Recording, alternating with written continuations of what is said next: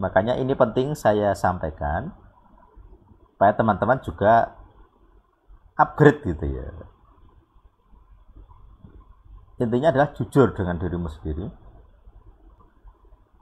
Saya sejak dulu punya kebiasaan, kalau saya dipuji orang, ya saya jujur dalam hati saya. Ini karena saya atau karena Tuhan?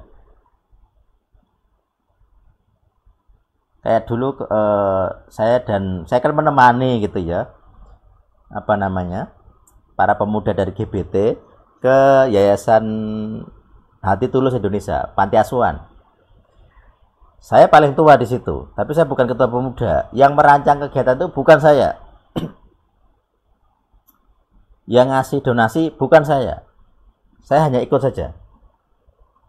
Tetapi ketika saya di sana, pengurusnya ini itu berterima kasih kepada saya karena melihat saya orang paling tua. Saya dianggap saya sebagai penggeraknya, gitu ya. Kalau ini ketua pemuda ya saya dianggap mungkin majelis pemudanya atau pengurus gereja dan sebagainya. Jadi dia berterima kasihnya ke saya. Saya kan merasa malu gitu. Saya jujur dengan diri saya. Ini saya bukan saya, yang panitianya bukan saya. Saya malah hanya anggota saja dari persekutuan. Nah, itu kebiasaan yang saya coba pertahankan. Itu bukan perbuatan saya. Kreditnya bukan untuk saya seharusnya.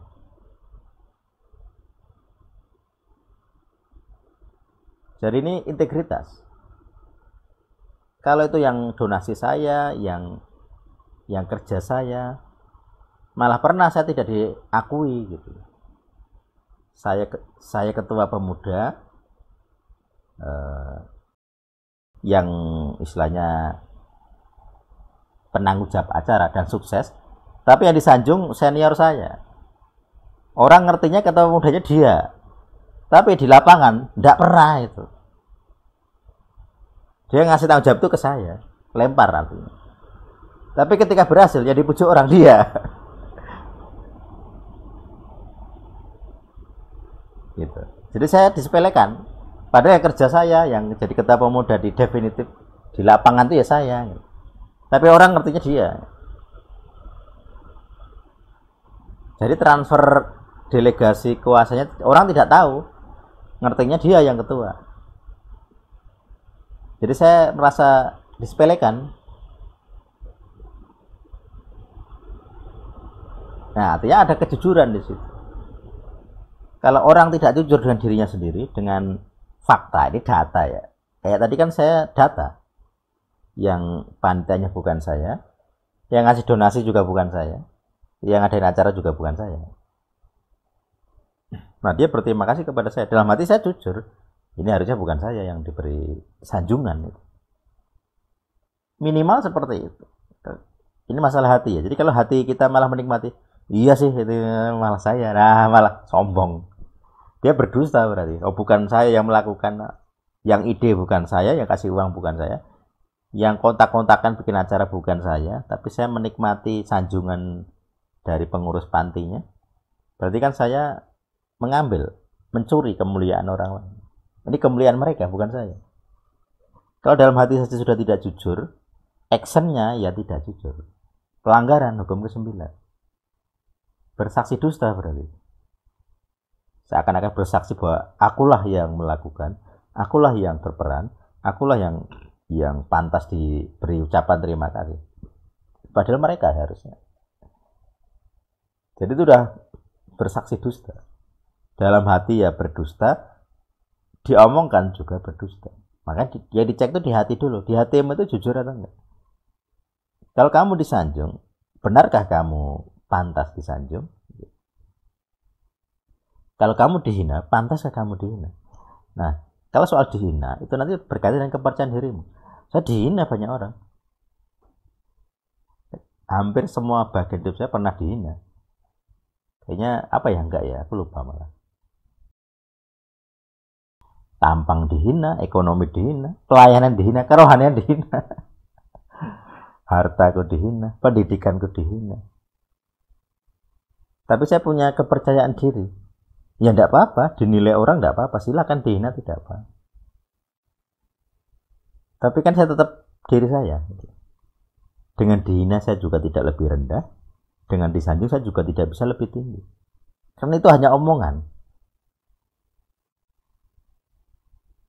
Kalau saya aslinya 1000, saya dianggap hanya punya 100, ya nggak apa-apa. Malah begitu saya senang. Nanti kalau orang tahu saya punya banyak uang, saya diminta utang mana. Jadi orang berekspektasi tidak sesuai, ini bahaya. Jangan sampai orang berekspektasi terlalu tinggi terhadapmu. Kalau kamu salehmu 100, jangan sampai orang berharap kamu tuh orang saleh dengan level 150, bahaya. Kasih di bawahnya. Kalau kamu 100, biarkan orang beranggapan, oh kamu tuh kerohanianmu tuh 50. Jadi orang nggak akan kecewa denganmu. Tuhan pun tidak kecewa denganmu, orang juga tidak kecewa denganmu, dan setan tidak bisa memakai itu untuk membuatmu sombong. Jadi ada jarak. Nanti kalau suatu saat ada kamu dipaksa di hadapan publik untuk menunjukkan kerohanian, kamu tampil sebagai emas di hadapan Tuhan. Kayak kemarin, saya merasa dipaksa harus naik. Saya nggak mau naik bawa motor, tapi saya dipaksa. Dan di hadapan Tuhan, itu kemuliaan, bayar harga. Tabungan derita. Dan saya ketika jatuh dilindungi. Main legal ground itu begitu. Jadi saya merasa aman sekali. Ya. Walaupun tidak 100%, tapi 99,99%. Tapi saya merasa aman. Karena saya tahu kalau saya diare, sudah punya solusi. Cara mencegahnya tahu. Kemarin saya dengan Pak Yusuf makan bakso mie ayam di Gunung Pegat. Karena adanya itu, udah ada warung nasi. Aku udah putar-putar di desa itu, udah ada warung nasi sama sekali. Adanya mie. Ya sudah makan. Esoknya nggak apa-apa sih. Nggak kelihatan ya aneh-aneh. Nggak ada disentri.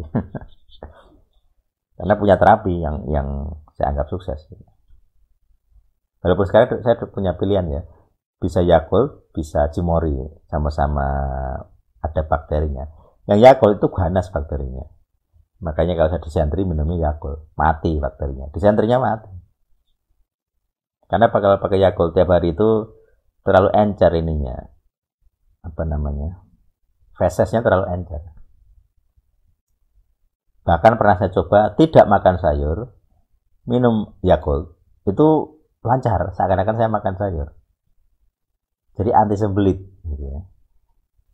Bakterinya lebih banyak membusukkan makanan ya, tanpa ada serat. Nah, gitu. Itu saya coba, saya riset. Saya cocoknya yang mana. Sekarang saya ganti ke Cimory. Yakult sesekali saja. Karena terlalu bahaya. Bukan bahaya ya.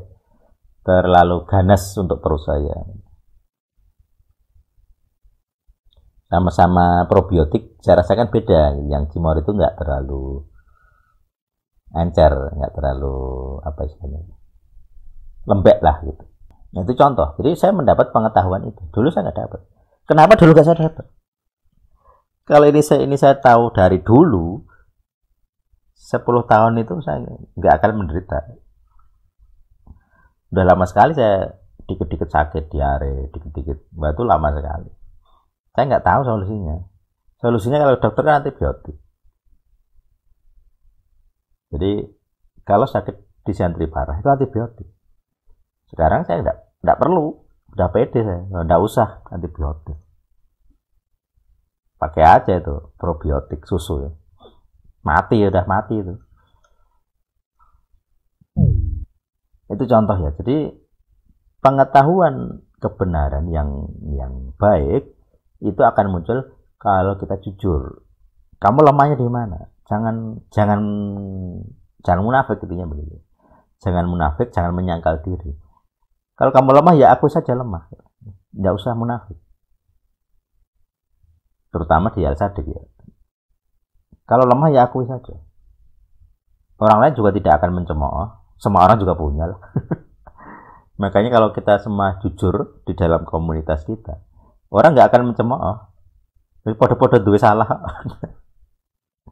Saya jujur, saya masih bisa diserang. Kalian juga nggak usah malu, nggak usah sok punya benteng gitu. Tidak perlu. Saya juga tahu